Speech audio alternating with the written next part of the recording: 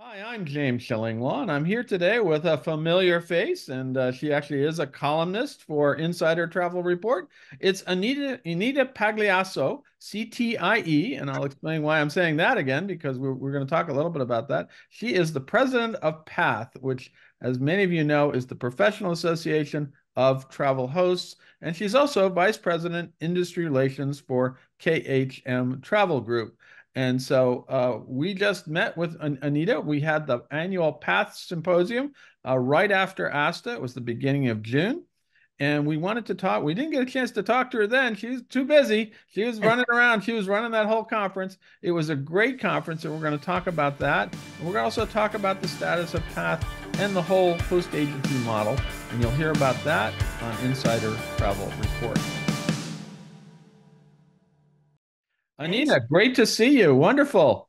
Hi, James. Thank you very much. Hello, everybody. Now you just, as I said, just tell it was the 15th annual, it's hard to believe, I'm getting older. 15th annual PATH Symposium at the beginning of June. Was that conference a success in your view? It was a huge success, and I'm so amazingly proud of how the association has evolved, and what we're doing in the past, and even more what we're going to be doing in the future. So it was great. Not just the number of attendees, because it's not the largest of the agency symposiums that are out there, or associations that are out there, but it's the mightiness of the Yeah. attendees. That's what I kind of look at No, it. you had some really good players. I think you only had, what, a couple hundred? I forget what the number was. Yeah, yeah, even a little less than that. But Yeah, but they were all top notch, really important heads of host agencies, of course, and of course a lot of suppliers who came and a lot of new ones. I think if I recall, trying to understand hosts a little better, and this is one way you can do it. Now, how many host agencies now belong to Path? this is what I'm saying, it's like we have 31, and it doesn't sound like it's huge, but there's some that have over 5,000 independent contractors, and all the way down to the minimum of 50 contractors. But most of them have quite a large contingency of independent contractors out there. You have some of the biggest hosts. I know that, and it really has grown over the years. It's been amazing, since we worked back together on another publication that I founded, Agent at Home, and you were my columnist back then, and then you took on the role here with Path, and you've done an amazing job. I love it. I absolutely love it. And just for those who may not know a little bit about PATH, and when it was started, it was back in the days, 15 years, 16 years ago when it was started, host agencies were just kind of coming on their own. Right. And there was a lot of bad publicity, so to speak, about independent contractors being hobbyists, and what was happening to the industry, has how it grew and it has evolved. And so one of the missions of PATH was to really talk about the professional host agency and independent contractors that come along with it. So having good programs, and for membership in the association for host agencies, it's a pretty stringent application. I Right. mean, as far as background checks, credit checks, making sure that there's an agreement put together for the independent contractors, no claims of any problems with the host agency paying commissions on time, et cetera, et cetera. So, for anybody that is out there, I would highly suggest that if they're looking for a good host agency, that they go to PATH, and those are the ones that really are accredited and have great programs for them. Well, you and I both remember when host agencies, in some cases, were not really regarded as agencies, way back in the 90s, and that evolved tremendously to the point where obviously I started a magazine focused on independent contractors and agents working from home, and the host model has just grown, and now some of the largest agencies in the country are really effectively hosts, if not completely hosts. They certainly have a lot of independent contractors. Yes, and the cost effectiveness of that, to have for the travel agencies is enormous, because they can have coverage, and they also have to learn how to vet their independent contractors to make sure that the reputation is kept. And So it goes both ways. We want good independent contractors and great host agencies matched up. And we also have a growing membership. I think you have a supplier membership category too, Well, right? we don't really have a supplier But they membership. just they come to get more information They about it. come. In the beginning, we thought that was going to be a great idea. It didn't turn out to be such a great idea because most of the host agencies belong to different consortia. They have different agreements with the supplier partners. And so we decided way back when that it's a better idea to have those suppliers come and understand our challenges and understand their challenges. But we also learned that it's really not, it's a certain person that needs to be in attendance from a supplier program. It needs to be an executive or somebody who deals only with host agencies Right. and knows those issues because we want somebody that can take it back to the core offices and explaining the challenges and so that they have a little bit more of a connection and a little bit more pull, so to Right. speak, Right. that they can kind of affect the changes that we need to make together. No, absolutely, and I've watched all the challenges that hosts had with suppliers and vice versa, and a lot of them have been solved. I think in part because you had a dialogue that you could have at these path meetings. So congratulations on that. And of course we covered a number. You have some sessions every time, and I think your two sessions this year that I attended were having to deal with kind of industry associations and all of the accreditation. Which of course is a bit of a challenge these days. There's CLIA, there's ASTA, there's Travel Institute, and everybody has accreditation. So we're trying to one of the sessions involved that, and that leads to talking about the professionalism of independent contractors Right, and what they should do, right? right. I think the whole idea about bringing this panel together is they all have amazing trainings. They all have amazing programs. They all Right. have amazing accreditations. But it was really to show that there are differences. They're all great and to really understand. And so that panel was moderated really well by Skip Fortier from Avoya. And we had ASA was there. We had CLIA. We had Charlie from CLIA, Mark Meter, and we had Patty from the Travel Institute to really kind of clarify what makes us different as training programs. Yeah, and they're really good. And of course, now we have everybody has, how do you accredit? ASTA is recently strengthened its program for their accreditation. And Travel Institute has always been great, and CLIA also. So you're right. It was a good way to see what's out there. And it's not there's nothing to say you can't do all of them, right? That's true. That's true. And many of the independent contractors do that plus more. And so I always feel that education is power, it's knowledge, it's learning, it's making everybody even do their work even better. And it's a way to really show off what they've learned. And like you said, ASLA's got a new VTA, Verified Travel Agent program. Patty and Travel Institute has many different courses depending on what. Including the one for you. You have a CTIE, right? That's right. That's very true. And then, of course, CLIA, the Cruise Line Industry Association, that is focused on selling cruises and those type of cruises. All great. Yeah. And then, of course, the other panel we had was a real scary one on fraud, which was well done. I mean, I got it, it has been an issue for a long time because a host can be damaged dramatically by an independent contractor who engages in fraud. And that was a good panel, I think, for your host agencies to see. Once again, a lot of them have the same issues, but obviously fraud is still a big problem, right? It is a big problem. And I thought that, the panel that was put together, I mean, we had the gentleman who's an attorney and he is the chief risk officer for Altour. And he had some amazing stories. We had Thomas Carpenter, which Right. many agents know that is a travel. He specializes in travel. And he's also a working travel independent agent. So Okay. he sees both sides of it. They gave that great perspective. And then we had Chad Burt from uh, Outside Agents. And Right. then this year, what we also did was I and decided that a lot of times we do these symposiums, and so much of what we talk about is back office, the fraud issues, the commission collecting commissions, et cetera. And we're sitting there as executives of these host agencies going, yes, I know we have those problems.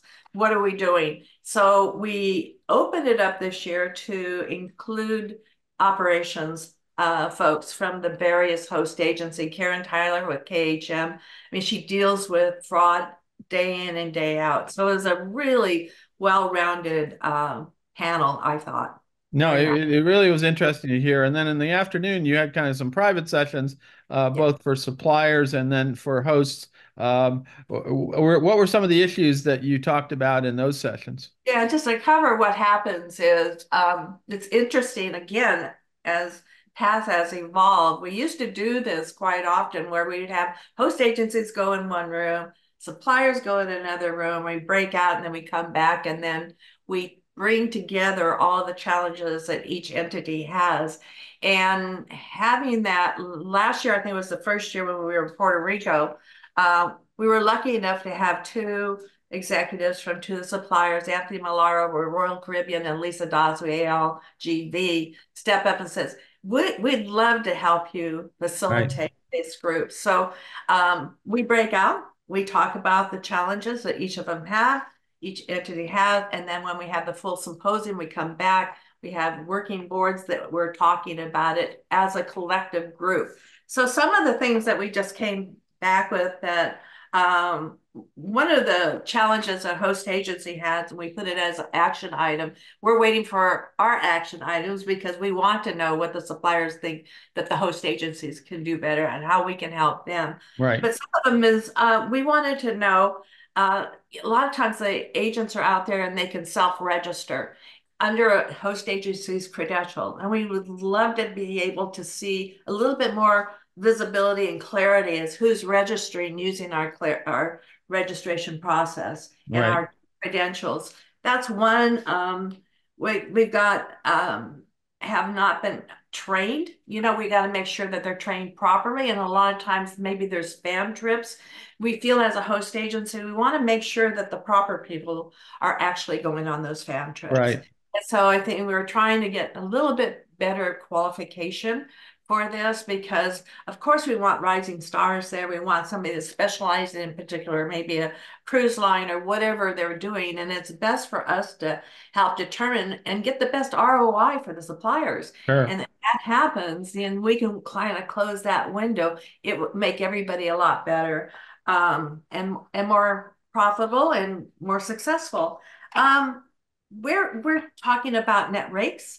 That's always an issue because on most of the host agencies, you know, just anything quoting net rates is really not good. We've got to, you know, it's got to be out there and there has to be some type of a commission attached to it. And so it's not that it's done inadvertently. Sometimes it is done inadvertently, but that does happen. And we want to see a little bit tighter control on net rates with the suppliers. I didn't realize that was so much of an issue, but that when I was listening to that, I realized because, obviously hosts can keep track of commissions, but when somebody puts a surcharge on it and maybe you don't know about it, that can be a problem, right? Right, right. I mean, we're in this to be, you know, to help support the independent contractors, and it has to be a two-way street.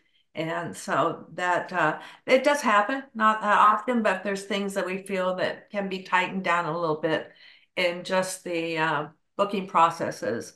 So, these kind of things they take these items away.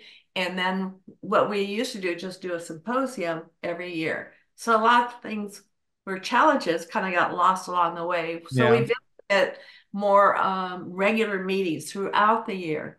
So at least one quarter, the hosts are meeting with those supplier partners, and they do their separate. The suppliers have their separate meetings with Lisa and Anthony, and we also do separate meetings with the host agencies, and then again collectively get back together throughout the year. So do you think maybe you found some solutions to some of these problems as a result of this meeting?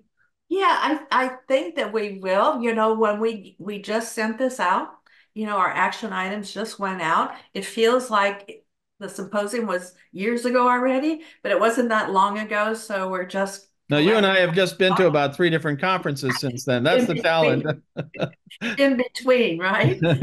So, we're hoping that in our next meeting, now that they have that and we get some information back, that we can come back together and say, this is what we can do. And even if what I really respect is a supplier that comes back and says, our systems are antiquated, it's going to take 3 years and a lot of money to update them to meet these requirements. I'd rather see that than not know anything. You and I have really been there since the beginning, and we've some of these issues, it sounds like they've been around for a long time. Remember, one was always how do I identify a independent contractor? It was secondary phone fields, things like that. How do you you credit sales people from suppliers for serving? They're all basically organized by geographical region.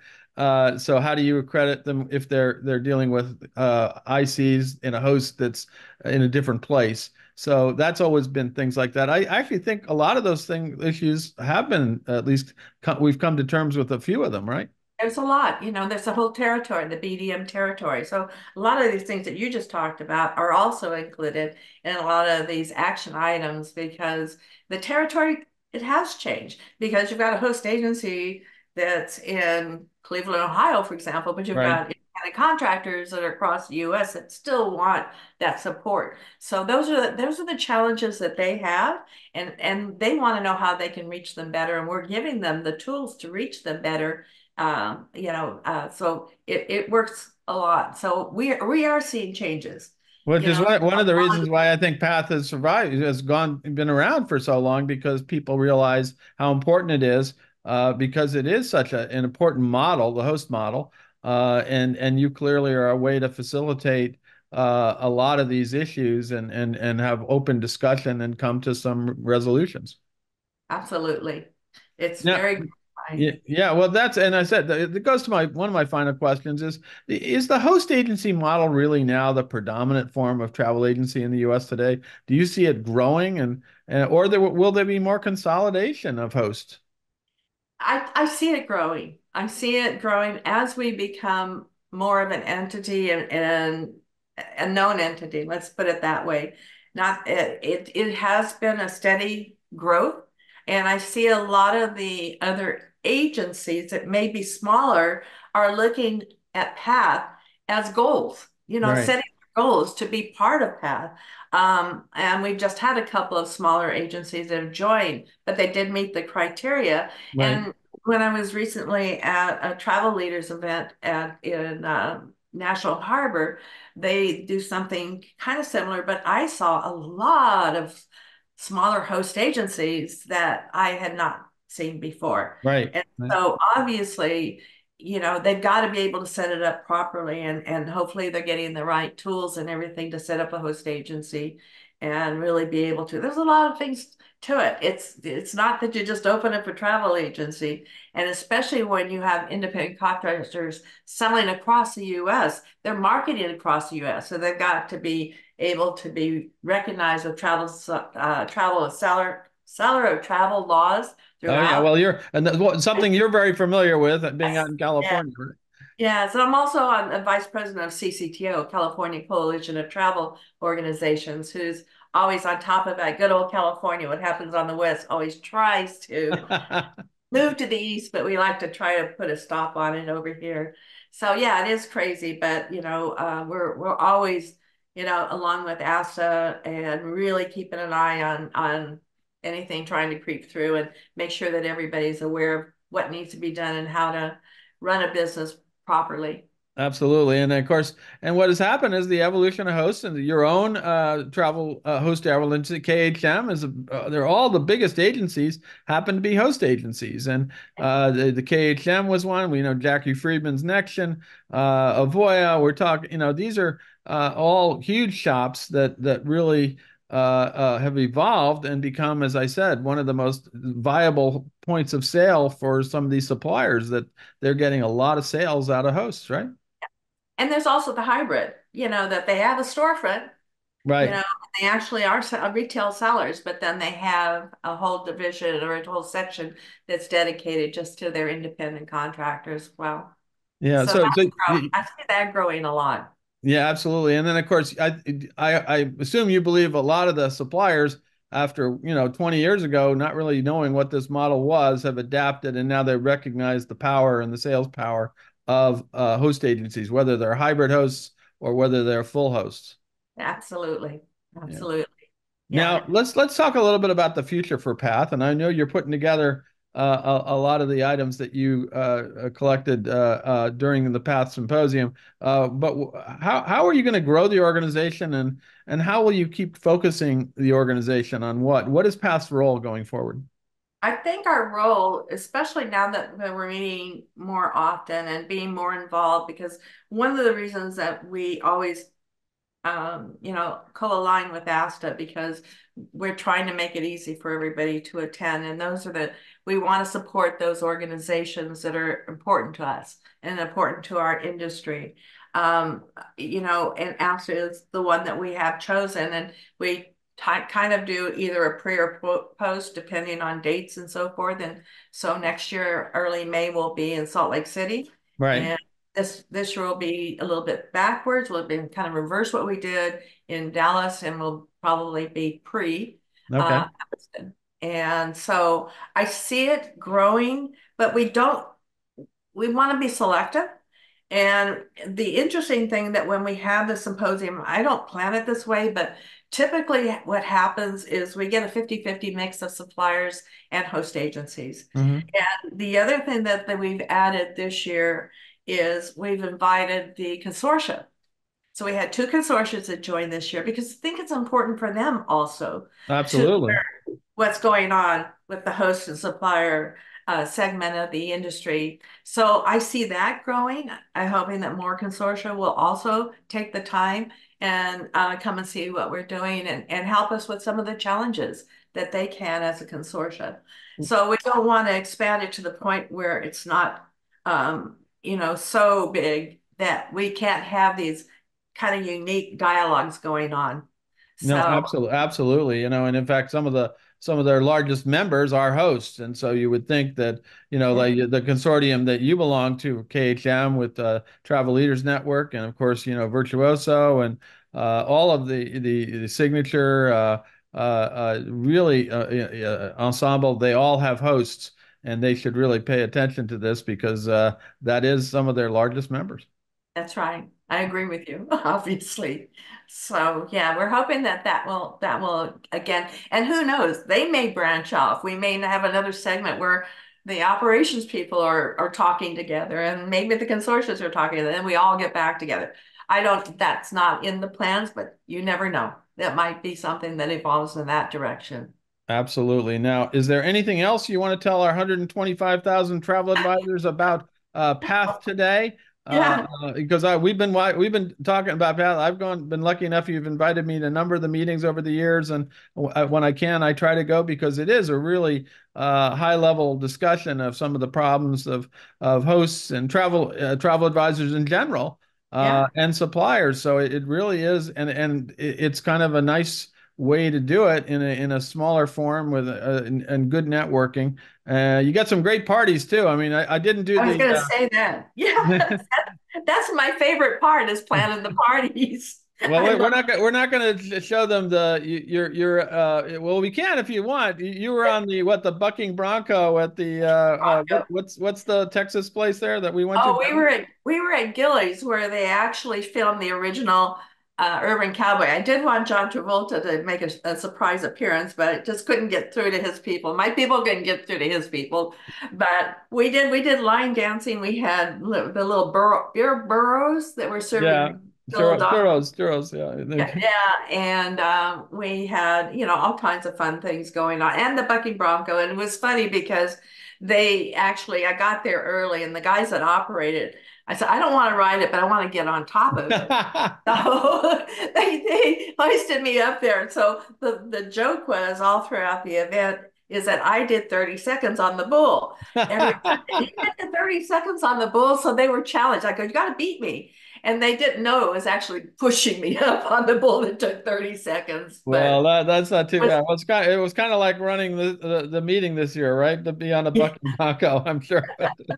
But it was, I did threaten that I'm going to use that shot for your column, the one where I know, you could which do I think it. is great. I think it's a wonderful photo actually. But You can do it. You yeah, can do now, where can our travel advisors go to learn more about Path?